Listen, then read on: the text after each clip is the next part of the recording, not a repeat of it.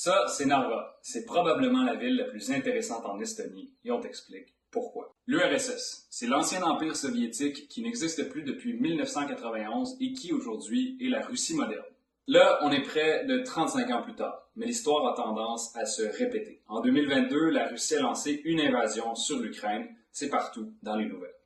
Et ça, pour les trois pays baltes, soit l'Estonie, la Lettonie et la Lituanie, des petits États qui étaient des antennes soviétiques et qui partagent une frontière à l'est avec le géant russe, c'est mauvais signe.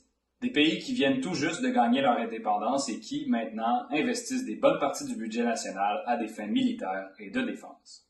Ils le font pas par plaisir, ils le font en cas d'attaque, juste pour continuer à exister. Donc, au mois de mai dernier, on s'est rendu à la frontière russe, plus précisément à Narva, une ville de 52 000 personnes à l'extrême est de l'Estonie, juste à côté de la Russie. L'image était frappante. On avait les deux pieds sur le sol de l'Estonie, puis de l'autre côté du pont et de la rivière Narva, c'était la Russie. La forteresse d'Ivangorod avec ses murs imposants et son drapeau russe fièrement brandi à la frontière entre l'Europe et l'Occident, et puis la Russie. Géopolitiquement et démographiquement, cette ville-là est extrêmement intéressante. On t'explique pourquoi en quelques minutes. Aujourd'hui, environ 28% des 1,37 millions de personnes qui habitent en Estonie sont russophones. Cette minorité est elle-même composée de différentes minorités russes, ukrainiennes et biélorusses qui, je vous le cacherai pas, partagent tous la même langue. Maintenant, un peu d'histoire et un peu de date. Il faut savoir que l'Estonie a fait partie de l'Empire russe de 1721 à 1918. En 1940, après seulement 2 décennies de liberté, l'Estonie a été annexée par l'Union soviétique.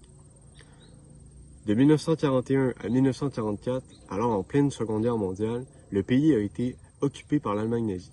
En 1944, c'est l'Union soviétique qui a fait son retour et qui a libéré le pays pour l'occuper pendant près de 50 ans jusqu'à la chute de l'Union. Tant qu'à elle, la ville de Narva reflète parfaitement la présence de minorités russes en Estonie. Donc, il faut savoir que 98% de la population de la ville est russophone et que Narva est située plus près de Saint-Pétersbourg, donc une ville d'importance en Russie, qui est située à 140 km, que de Tallinn, la capitale estonienne, située, elle, à 240 km. Pour faire comprendre ce que tout ça implique, il faut savoir que l'Estonie fait partie de l'OTAN. Donc l'OTAN, qu'est-ce que c'est? C'est l'organisation du traité de l'Atlantique Nord, et c'est une alliance politique et militaire de 32 pays, européens et nord-américains, dont fait partie le Canada et les États-Unis. Cette alliance-là, elle est basée sur le principe de défense mutuelle. C'est-à-dire que si l'un des membres de l'Alliance est attaqué ou envahi, les autres membres de l'Alliance se doivent et ont l'obligation de défendre le pays et de riposter à l'attaque.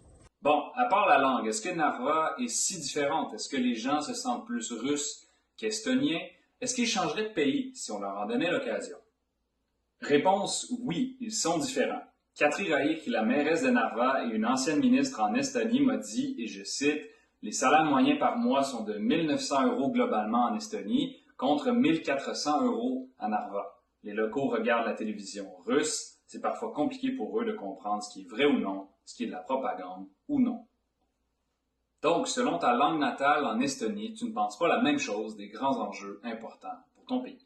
En Estonie, seulement 16% des russophones croient que la Russie menace la paix et la sécurité de l'Europe contre 81% pour les locuteurs estoniens. Pour vous en donner une autre, seuls 31% des russophones perçoivent les actions politiques de Vladimir Poutine, le président russe, comme très négatives, contre 92% pour les locuteurs estoniens. Ce n'est pas la même chose. Par contre, est-ce que ça veut vraiment dire que Narva va se faire envahir automatiquement? Non, pas nécessairement. Tout ça, ce sont des hypothèses. Les spécialistes qu'on a rencontrés lors de notre séjour le disaient tous, Narva, pour eux, est surreprésenté dans les médias internationaux parce que c'est facile de s'y rendre en sécurité puis de témoigner de ce qui se passe là-bas. Il y a un prof d'histoire militaire qui nous a dit « Oui, l'invasion, c'est possible, mais il faudrait que la Russie ait une bonne raison. » Il y a un chercheur qui pense, lui, que le corridor de Suwałki, une bande de terre qui forme la frontière de la Pologne et de la Lituanie, est une meilleure option d'attaque parce que sa conquête couperait les 3 pays baltes du reste de l'Europe.